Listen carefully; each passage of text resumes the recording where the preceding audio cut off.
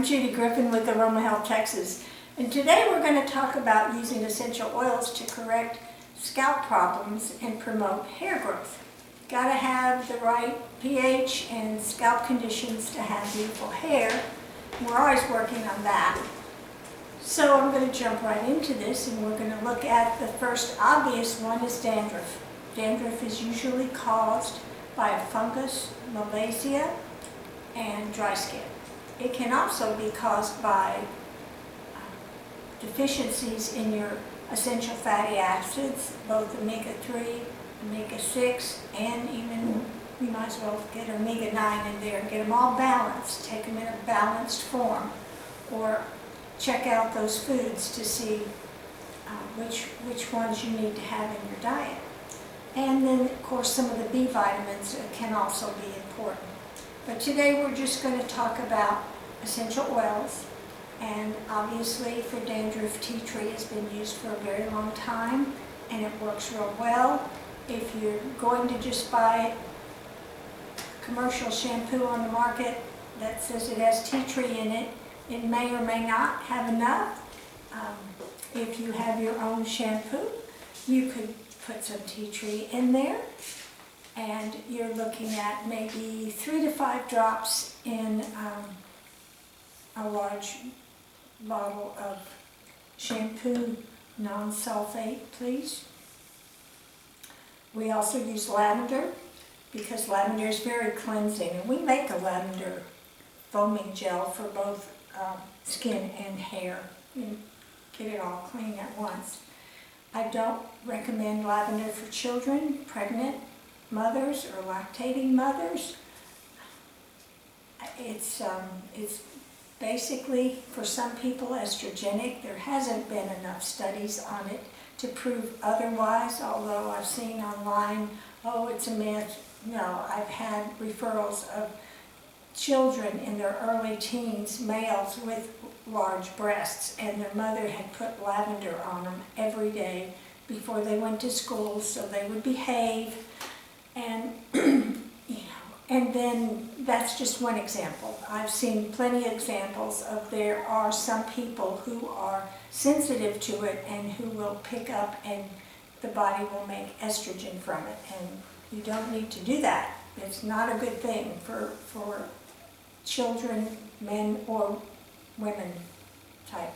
You need to be maybe in your 20s before you want to start using a lot of lavender. Maybe just a little bit might not hurt, but you know, everything in moderation. Lemongrass is excellent for dandruff, for cleansing the scalp, but you don't need a lot of it. And you have to really make sure you do a patch test to make sure that with a diluted lemongrass that you don't have a sensitivity to it. Peppermint, we make a peppermint shampoo too. Peppermint for dandruff.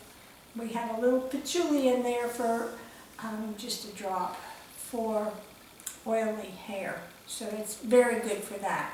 And it's, oh, I'm telling you, it's very stimulating. You don't need a lot of peppermint. And then eucalyptus, which again is not recommended for children in this condition because they might get it in their eyes, and it's really a little bit strong for most children. We're talking mostly about, kids that are, maybe preteens or teenagers and adults. Cedarwood, and of course, I've told you before, Texas has its own cedarwood, and it's really nice. It's very mellow. And it's very anti-inflammatory, so it's very good for not only correcting dandruff, but also correcting the scalp to produce more hair growth.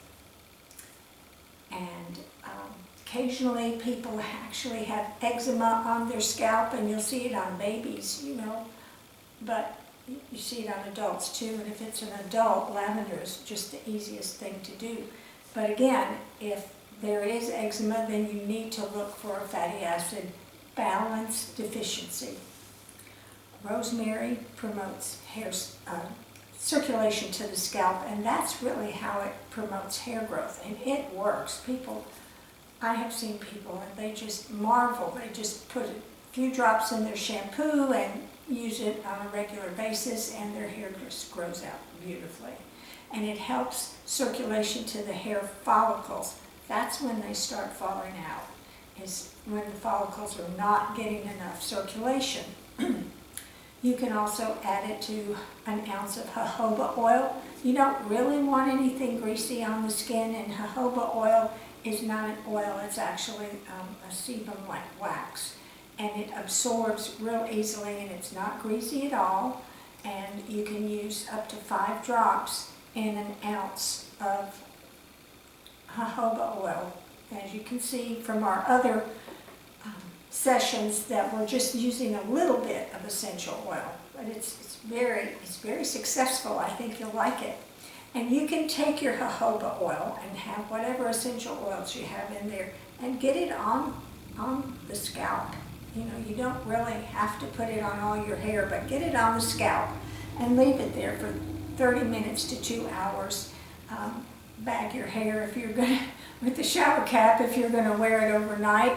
Then you just want to do a gentle wash in the morning. There is something called seborrheic dermatitis, which is a severe dandruff, and there's red greasy patches. I'm describing it since some people don't know what they have. There's nothing wrong going to a dermatologist or your just regular health practitioner to find out. It has yellow or white scales. It's different from psoriasis, so it's a little bit tricky. Stress is the major reason that seborrheic dermatitis happens. There's hormonal changes that make that happen, and medical conditions.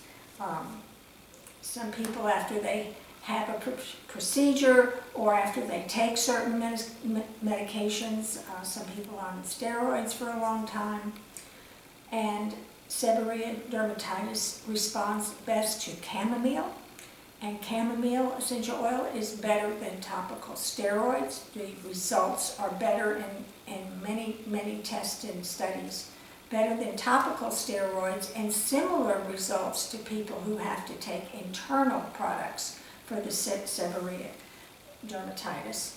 That's an easy one. Now this one, you could use coconut oil if you want to make a combination with a few drops of chamomile. Chamomile is the Roman chamomile that we're using, and you only need a few drops. It's really strong.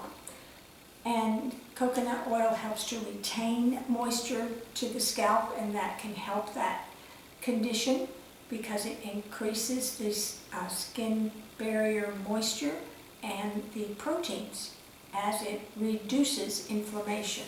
So it's pretty important. And then we have scalp psoriasis. You can have psoriasis in other places. It's chronic. It's rapid cell growth that causes thick red patches. And these are covered with a silvery scale, different from the seborrheic dermatitis. Phototherapy is excellent for scalp psoriasis, but that's just an aside. You can also use essential oils or just essential oils if you like, tea tree and lavender, and they it responds well to that. The chamomile, if there's dryness and itching, is very good for that. And again, I would use 5 drops or less, even a combination of those 3 things, essential oils, in a carrier oil. And let it sit for 3 hours if you can.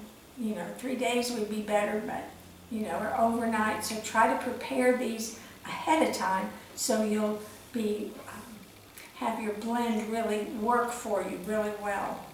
And then there's allergic dermatitis, and this is from hair products and dyes and medications, and it's basically an allergy. It's red, it's itchy, it may or may not produce any scales or any kind of problems like that, but you'll tell by the redness in it and the fact that it itches. Talking about all this is it's making my head itch, so I want you to consider cedarwood or sandalwood to also help hair growth. And you can combine these essential oils to work on both hair growth at the same time you're balancing your scalp conditions. This is Judy Griffin, and we'll be back next week with more ideas to use essential oils. Please like and share and join us. We'll be back soon. Bye-bye.